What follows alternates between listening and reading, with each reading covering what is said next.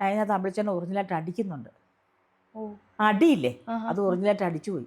അയ്യോ. റിഹേഴ്സൽ എടുത്തപ്പോൾ കൈ വന്നില്ല. ആഹാ. ഇതങ്ങോട്ട് നമ്മൾ ഗ്രിപ്പടിച്ച് നിൽക്കുമല്ലേ, ഇങ്ങനെ നമ്മളിലൊരു എന്താ പറയുക, എന്തോ ഒരു ബാധ കയറിയ പോലെ നമുക്ക് ആ സമയത്ത് ശരിയാ. നമ്മളിൽ ആ കഥാപാത്രം ഇങ്ങനെ തിളച്ച് നിൽക്കുക. നിൽക്കുക. ആ തിളച്ച് നിൽക്കുന്ന സമയത്ത് ഒറ്റ എണ്ണം കൊടുത്ത സമയത്ത് എൻ്റെ ചങ്ക്, സത്യം പറഞ്ഞ ചങ്ക്, എൻ്റെ നെഞ്ചം കൂടെ പിടഞ്ഞേ.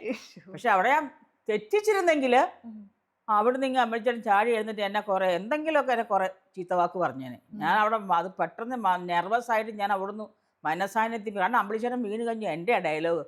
അല്ല പിന്നെ എൻ്റെ കയ്യിൽ നിന്ന് ഓരോന്നും മേടിക്കാതെ കിടക്കുകയെന്ന് വെച്ചാൽ എന്നെ ചെയ്യാനാന്ന് പറഞ്ഞ് ഞാൻ കിടക്കുമ്പോഴേ പൊന്നമ്മേ എന്നൊക്കെ കിടക്കുന്ന സീക്വൻസ് ആണല്ലോ ബാക്കി.